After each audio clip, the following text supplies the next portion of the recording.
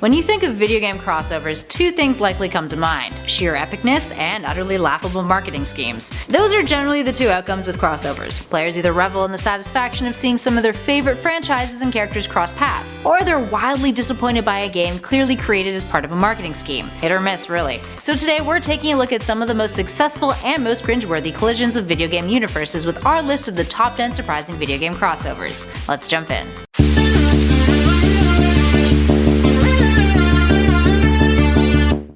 In at number 10, Mario and Sonic at the Olympics. The world's most iconic video game character and mascot combined with the blue hedgehog who briefly gave Nintendo a run for its money. Sorry, Sonic fans. Mario and Sonic at the Olympics seems like an awesome idea at first, and while the series has proven to be filled with plenty of fun mini-games that were incredibly enjoyable and addictive, especially when featuring some of the characters of both the Sonic and Mario universes, the series has lost steam over the years, becoming a bit more redundant as they keep pumping out new games. I mean, there's only so many times that you can play the same sport over and over and over again, but with better graphics.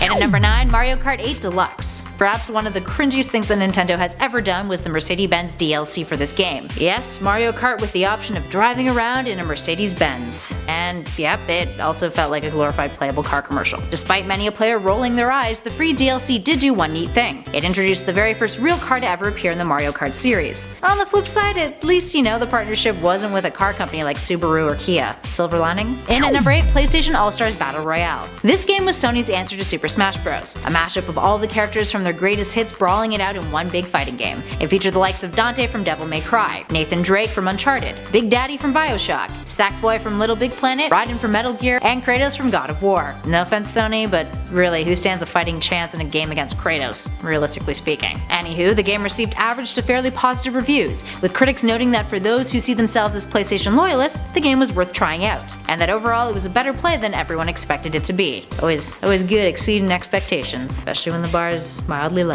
And at number 7, Mario and Rabbids Kingdom Battle. The second most recent crossover on this list, Mario and Rabbids Kingdom Battle is a tactical turn-based RPG from Nintendo and Ubisoft. You play as Mario, his friends, and a few Rabbids working together to fix an accidental invasion of the Mushroom Kingdom by the Rabbids, facing off against corrupted Rabbids. When it was initially announced at the 2017 E3, people were seriously hyped, and luckily enough the game panned out, and even scored some awards in the process. Mario creator Miyamoto has said of the game that it was refreshing to see Mario placed in a genre of a game that he had not anticipated before. Ubisoft had developed the prototype, and Nintendo had been pretty jazzed with it. And at number 6, Mortal Kombat vs. the DC Universe. While the Mortal Kombat DC Universe crossover fighting game may not be the most noteworthy when it comes to critical acclaim, the prospect of these two universes colliding was enough to get many a fan on board. But for those who just want a solid fighting game featuring a mashup of beloved characters, this crossover was more than satisfying. Being DC, it also toned down the violence, eliminating the brutal finishers that the Mortal Kombat franchise is known for, opting out for more family-friendly ones. Despite that being a pro for parents who are buying younger players the game, for older fans of both universes, it was a bit of a disappointment. And at number 5, Super Mario Bros. Crossover. The only fan-made game to appear on our list, Super Mario Bros. Crossover is a video game that popped up on Newgrounds in 2010, primarily based on the gameplay of the NES Super Mario Bros. So how is it a crossover? Well, instead of playing only as the game's original characters, you can also control a handful of other game icons: Link, Mega Man, Samus, Bill from Contra,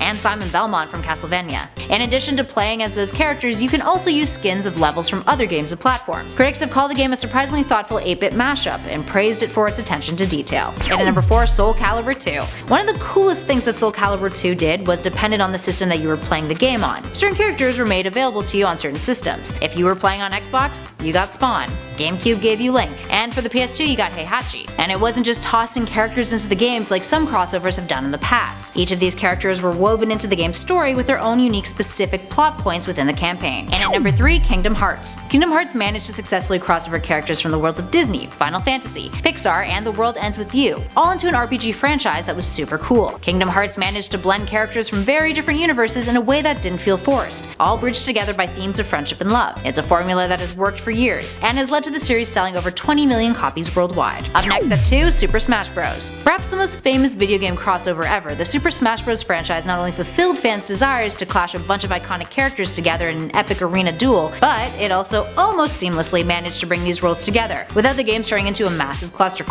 Hell, even Sonic got in on the action too. While most of the characters hail from Nintendo's roster, other favorites like Mega Man have made appearances over the years. Super Smash Bros. Is one of the most balanced fighting game series out there, being incredibly accessible to players of all backgrounds. And last but not least, in at number 1, Fortnite, featuring Thanos. Avengers Infinity War is everything right now. The biggest pop culture phenomenon of this decade, it makes sense that the cross-promotion for the film and the marketing would be pretty consuming. The beloved franchise is a money-making machine. While Marvel has its own slew of video games available, the company decided to team up with one of the most popular games these days, Fortnite, and introduced a limited time mashup. The mode is called Infinity Gauntlet, a solo battle royale mode where you seek out the Infinity Gauntlet, and the first person who gets it transforms into Thanos, who is stacked with abilities that makes the player pretty much invincible. While the character was almost immediately nerfed, the mode has been praised. Not only do you have to worry about other players, but now Thanos has become the biggest threat of all, which adds a whole new dynamic to the game. And dancing Thanos, anybody? Yeah. That is what dreams are made of.